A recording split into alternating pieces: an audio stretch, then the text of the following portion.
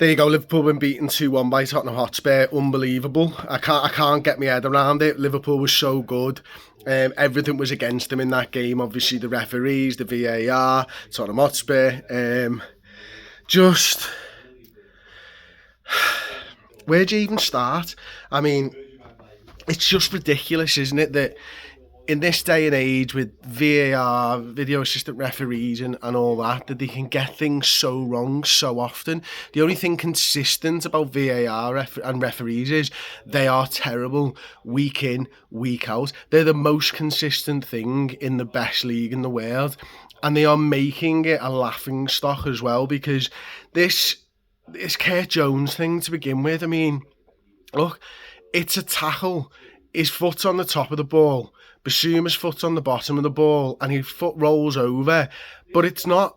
I can understand the referee there being led down the garden path by the VARs. I can understand why he's given a red card for that, because the evidence that he was shown, for a start, it was just a still image forever.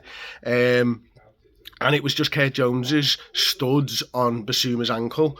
And you can understand, or can't you, that the referee looks at that and thinks, well, that's a red card. Of course, it's going to be a red card. But it's just a joke, because anyone who's played football, anyone who's kicked a football, who's gone in for a 50-50 challenge, understands that those types of things can happen. And the fact that, the Spurs player didn't really do anything about it, wasn't really thinking about it being a red card. The fact that Kurt Jones sort of goes, yeah, it's a yellow card, I understand that, he's still a bit annoyed, like. And then it's given a red card and you're thinking to yourself, how on earth has anyone who's ever kicked the football or gone in for a 50-50 ever thought that that's a red card? I mean, even Gary Neville didn't think it was a red card, and he's the most staunch anti-Liverpool person in the entire world that has ever existed, and even he didn't think it was a red card because it wasn't a red card. And then Liverpool basically go 1-0 up, and I do not know how that has been given as offside.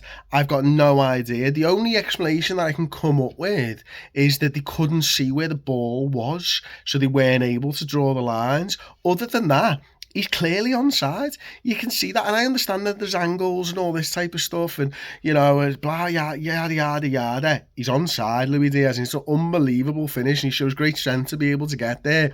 And the fact that still after the game now we've not seen anything back about it tells me all that I need to know. Tells me that he was onside. Richard Keys, who is the second most anti-Liverpool person the world has ever known, thinks that one should have been given.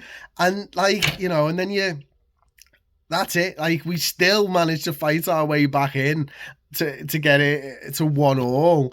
And it's a brilliant goal by Gakpo, of course, and not to gloss over that. But even then, the second red card, and you're like, all right, the second yellow card is totally fine. I've got no complaints with the second yellow card, but the first yellow card.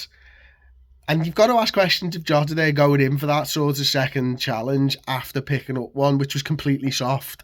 But it's not a yellow card. There's a touch as his foot goes and hits his knee maybe.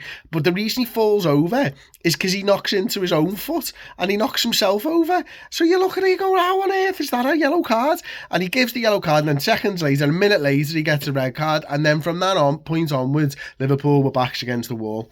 Liverpool was still in with a chance, we're still creating the occasional chance when we were down to 10 men, but when we go down to 9 men, you're thinking to yourself, this can't be done now. It's got to be something otherworldly for us to get a result in this game, and it nearly was. We go into the 95th minute, 50 seconds of that gone, and then Joel Matip puts the ball in the back of the net, and I feel so sorry for him, but I love each and every one of our squad right now. I do. There's a defiance in me, and there's a defiance in this Liverpool squad that says it doesn't matter how hard it is, doesn't matter how difficult it is, we're not going to give up, and we didn't give up. And I feel really sorry for Joel Matip, and I feel really sorry for every single player on the pitch. I feel really, really sorry for Alisson, because once again he was just unbelievable. But everyone to a man put absolutely everything that they had, every ounce of blood, sweat and tears went into that performance today. And regardless, I am now looking at that going, this is a squad of people who do not know when they are beaten. This is a squad of people who believe that anything can happen during the 90 minutes, because we've got a squad of people. There's a togetherness in us now, there's a defiance in us, there's a quality in us, there's technical ability in us, and there's goals in us that we're never out of football matches. Liverpool Football Club version 2.0 is a thing. Liverpool Football Club 2.0 are going to be brilliant, because at the heart of it, there is a togetherness and a defiance in this squad. And once again tonight, we learned that. So yes, the result went against us. Yes, the VARs went against us. Yes, the referee went against us.